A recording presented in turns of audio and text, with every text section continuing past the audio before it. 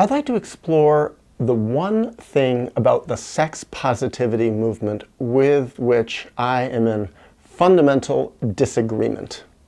And at first, I thought I was totally against the sex positivity movement, mostly because so many people who called themselves sex positive came out against me for things that I said in my videos, saying that I was judgmental about sex and critical and shaming people and being sex shaming and things like this. And it was like, I wasn't really sure what to make of it. So I started reading about sex positivity, and I realized, especially when they talked about how to raise children in a sex-positive way, a lot of it seemed really good. Most of it, in fact.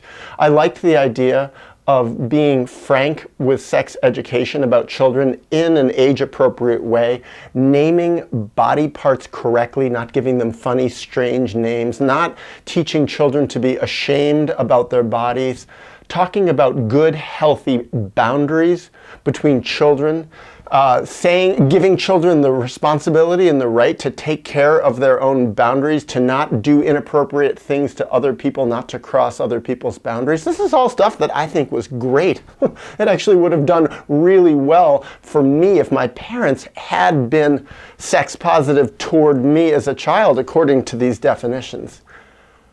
But the basic thing about sex positivity with adults that I just don't agree with, I think it's sick and wrong, is this idea that any sexual exploration or activity between consenting adults is healthy. It's okay. It's morally good. And I just don't agree with that. And I see all these examples all over the place around the world where it's really terribly troubling. And yet how can I disagree with adults, two consenting adults, three consenting adults, doing things that they've talked about, that they agree are okay, and they're trying things out with each other? Well, the basic reason that I don't agree with it, I think it's wrong, I think it's not even true even, is that what I see is the sex positivity movement, at least as much as I've interfaced with it and read about it, doesn't acknowledge unconscious motives for sexual behavior. It doesn't look at how trauma affects people's sexuality in terms of the behaviors they're motivated to do and to express. And what I've learned about trauma throughout my life, personal experience, watching so many others, from the time when I was a therapist, from the time before I was a therapist, and since I quit being a therapist, is that when people get traumatized, especially early in their lives, they get stunted. And although they may grow up to become physical adults, physiological adults, reach the age of majority, be 10 years older than the age of majority, be 28, 38, 48, 58 years old,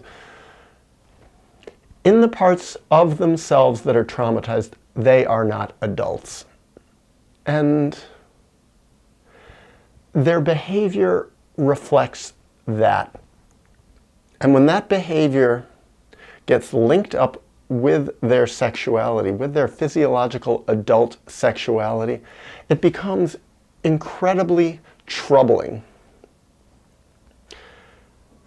People can express all sorts of unresolved traumatic behavior, post-traumatic behavior, through their sexuality. And not just sexual traumas that people experience, but also traumas of power, traumas related to love, traumas related to abandonment, deficiencies in certain things that their parents did or didn't do.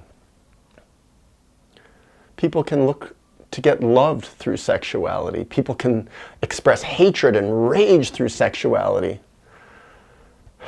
In our world,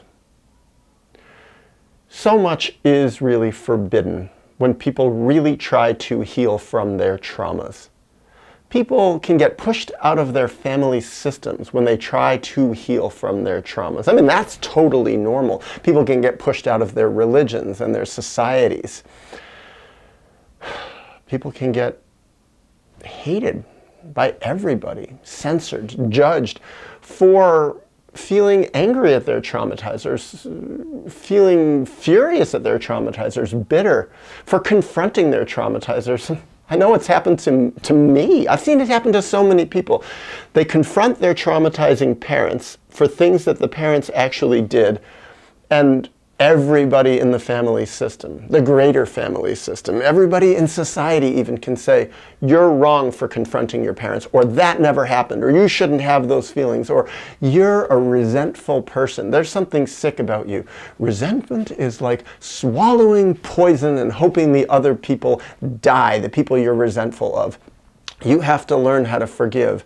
And people, myself included, pretty much everybody in our world that I see, at some level takes these messages to heart, these messages that healing trauma is unacceptable, especially trauma that happened within the family system in relation to our primary love objects, our parents, the people whose job it was to love us the most. When they failed us, and they failed us in all sorts of different ways, and it screwed us up, healing it is against the rules. We're supposed to accept them for what they did. We're supposed to empathize with them. And so often, what I've seen, what I know, is that people express all of these post-traumatic feelings and all these post-traumatic longings, all the things that they're not allowed to feel inside their family through sex. A lot of people do it through sex, through sexuality, and through sexual experimentation. And that's what I've been criticized about. When I talk about that this is unhealthy, it's acting out. This type of post-traumatic tendrils that come through the lens of sexuality, this is sexual acting out. And what do I mean by acting out? I think a lot of times in society, people say, oh, when you say acting out, that just means bad things, things that are wrong, things that you should not do. That is acting out. But what I mean by acting out isn't about morality in terms of badness or wrongness. It's about literal theatrical acting, using life, using others as the theater through which and on which one can express one's unresolved traumas. And that's what sexual acting out is. It's people expressing their unresolved traumas and dramas on the theater of sex, interactively with others, even with their own selves, or through pornography. It's like pornography is a classic example, a basic example of people. I'm talking people who make pornography or let themselves be used consensually to make pornography about them and their bodies, or people who watch it, myself having been one of those people.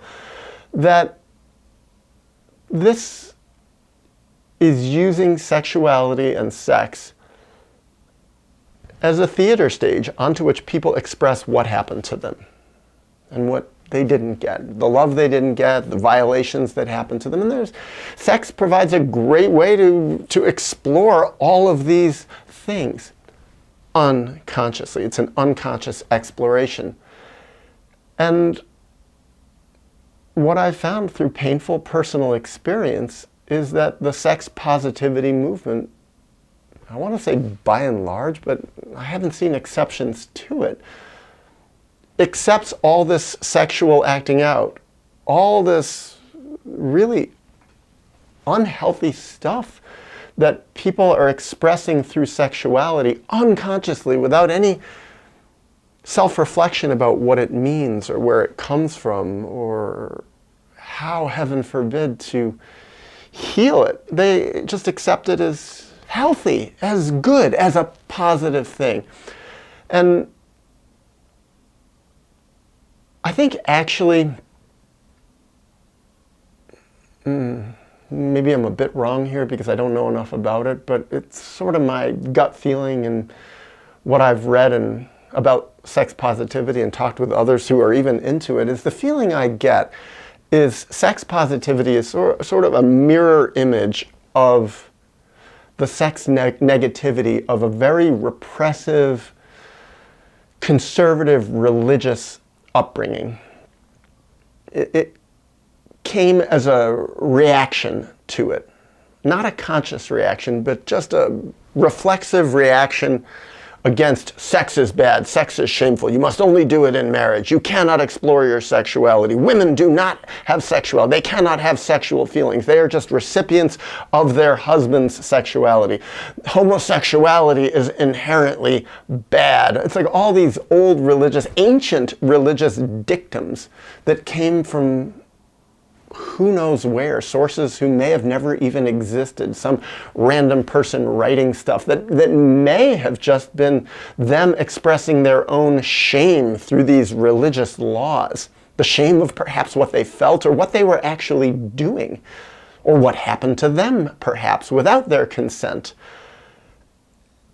And so much of what I see of this sex positivity movement is just a reaction to that, saying, sex isn't shameful, sex is good. Sex, exploring it outside of marriage in this way, as long as it's consensual, it's good. But here's the basic thing that's so part and parcel of what I'm talking about, why I'm against all this sex positivity stuff, is that in the parts of traumatized adults, physiological adults who may be 30 or 40 or 50, those traumatized parts of them are not actually adults. They're still stunted to the age at which they were traumatized. They're stunted to the ages of 2, 3, 4, 5 years old when they were abandoned by their parents, literally sometimes or emotionally, when they were sexually violated perhaps when they were children, and when they were humiliated perhaps not even sexually, but it traumatized them. All sorts of different ways that children get traumatized. They get stunted to these ages, and if they don't deal with the traumas, heal from the traumas, resolve the traumas, those parts of them, those sides of them remain stunted little children expressing themselves through a physiologically adult body. And what I think is those parts of them, those sides of them, those traumatized, wounded, stunted sides of them actually can't give consent. They're in no psychological or emotional position to give consent to others.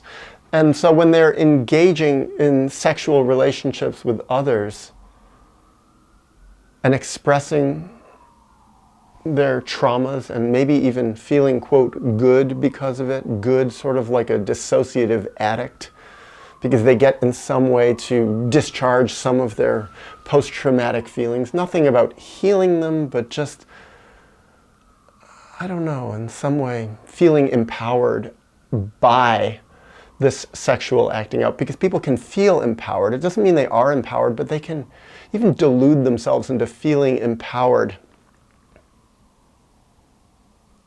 They're actually violating themselves again, and they're violating others. Even though someone says, yes, you can do X, Y, Z to me sexually, when the person is saying you can do X, Y, Z to me, and that consent is coming from that traumatized, wounded child part of them, they're not really giving consent. And when those sexual things happen to that person, they're being violated again. That's not positive. That's not sex positive. That's not anything positive. And then you look at the world of the consequences of this sexual behavior, and even if people are using condoms and protecting themselves in a sex positive way, the consequences aren't positive. It's not loving. And I think it's actually really not even sexual exploration. I think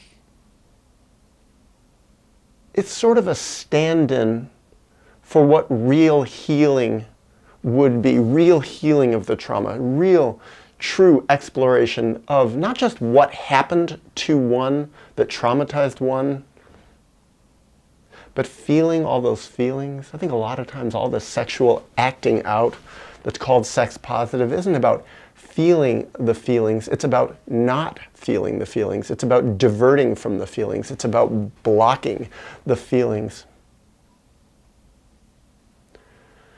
And I think for a lot of people that's just a lot easier than healing. Yes, people might feel what they call joy and release and freedom through the sexual acting out that's called sex positive, but it's a lot easier to feel those feelings. And I say feelings in quotes because a lot of times I think it's just dissociating from stuff, and the stuff that's being dissociated from, all that pain and bitterness and fury and rage and negativity. I mean, S&M, sadomasochism. What is that expressing? Just one side of sexual acting out that's called sex positive for some people. It's like, it's expressing the sadistic ways in which people were treated by their parents as children. It's expressing and trying to take some sort of unconscious ownership for the masochist the child had to be to get loved by his sadistic parent. Or perhaps it's expressing, re-expressing the parents' dynamics of hating each other. And I'm not for it. And it was actually really scary to make this video. I've had it on my list of videos to make for a long time, and well, probably rightfully so. I thought I was going to get criticized for it and ripped apart and called sex negative and get judged and shamed for being accused of judging and shaming others. But I don't think I'm judging and shaming anyone. I think I'm actually looking at people in an accurate psychological light, a compassionate light of what actually happened to them long ago that screwed them up, and in some fundamental way prevented them from being able to have a healthy sexuality.